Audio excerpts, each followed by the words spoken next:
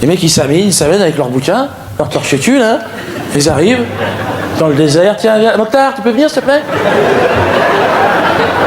Parce que je voulais te... Tu as vu? Tu connais ou pas?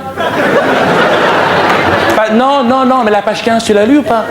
Oui, c'est pour ça, je voulais que te le montrer. Regarde. Alors, eh ben, ah oui, si tu ne lis pas l'hébreu, alors, hein? Eh ben, c'est-à-dire que de là jusque là, c'est chez moi, là.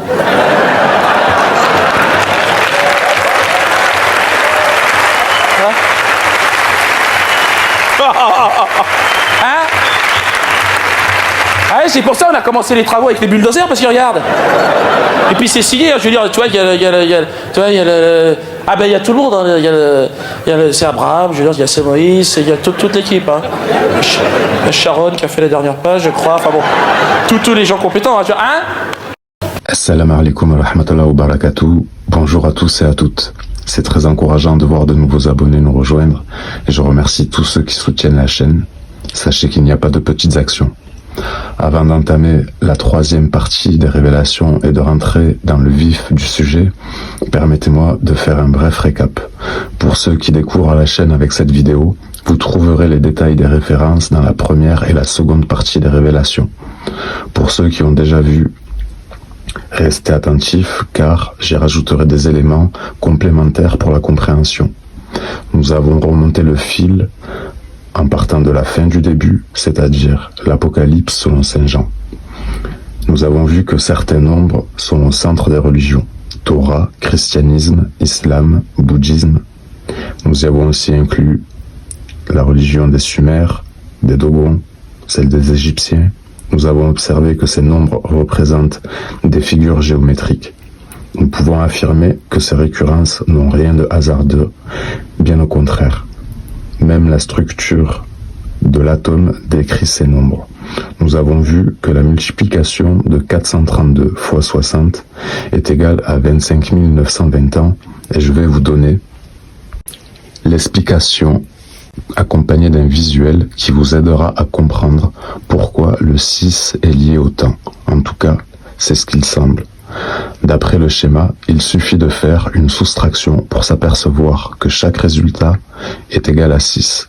Notez que 12 heures fois 6 égale 72 degrés, ce qui est l'angle d'une étoile à 5 branches. Et que si on la multiplie par 2, qu'on l'inverse, on obtient 144 degrés bibliques. Est-ce que ce principe nous enferme dans un cycle? Certaines civilisations décrivent ce cycle comme étant un serpent qui se mord la queue, l'Ouroboros. Est-ce un hasard que le mot serpent soit l'anagramme du mot présent et l'anagramme du mot monde celui du mot démon? Tout ça me ramène à la valeur numérique des mots. Là aussi, nous sommes forcés de constater qu'inexorablement, nous nous retrouvons toujours face à la même symbolique en toile de fond. Même le mot islam a pour valeur numérique le nombre 9, donc le cercle. Quand j'ai lancé ma chaîne, je n'avais pas tout ce savoir, mais je suis forcé de me demander si là aussi, ce n'était pas ma destinée puisque mon pseudo est Gandalf et qu'il n'y a point de différence entre un cercle et un anneau. Sans mauvais jeu de mots et avec sérieux, je ne peux m'empêcher de penser que par ces temps, les dirigeants ont reçu tous un anneau et qu'ils sont tous corrompus.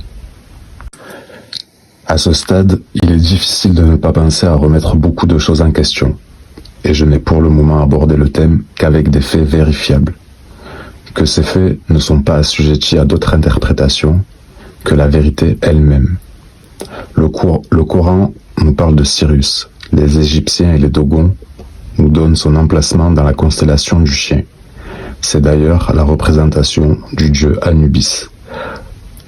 Alors qu'on dise Dog pour chien et God pour Dieu, prouve que cela a un sens significatif.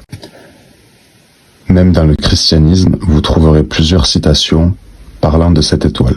Dans le Coran, on nous parle même de la trajectoire de Sirius A et B. Quant au bouddhisme, ils expriment ça avec des mandalas, entre autres, ce qui est la représentation de la création exprimée en fractal. J'aimerais appuyer sur le fait que notre regard sur les choses ont leur importance. C'est ce que nous démontre ce schéma de la rétine et du fonctionnement du cristallin.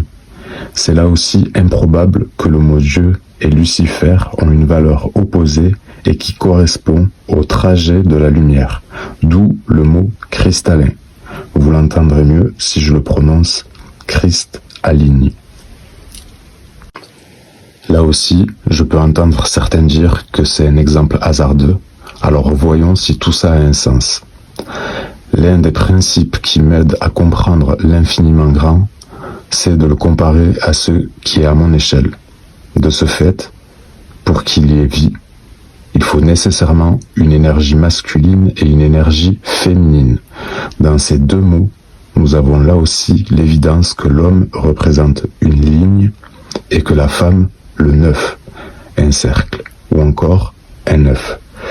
Le Mahdi, le Messie, le Mashiach, Maitreya commencent tous par un M, que cette lettre est au milieu de l'alphabet de 26, soit à la 13e place. Dans mes expériences de vie personnelle, j'ai appris que se laisser conduire par les émotions n'était pas judicieux, que tout est fait dans la vie pour nous faire réagir et susciter des émotions. Je peux dire aujourd'hui que ce qui me sauve, c'est de me libérer d'elles. Je suis persuadé que c'est cet état qui me permet de voir les choses telles qu'elles sont, en n'étant ni dans le plus ni dans le moins. Je suis au centre. C'est au compte-gouttes que je vous donne ces informations, eh bien c'est pour ne pas vous submerger. Ce que je vous donne est suffisamment protéiforme pour que vous tissiez votre toile en méditant et en faisant vos recherches. Merci pour votre écoute.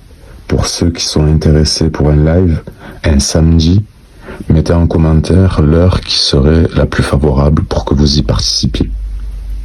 Je vous remercie, passez une bonne journée, une bonne soirée et à bientôt, Inch'Allah.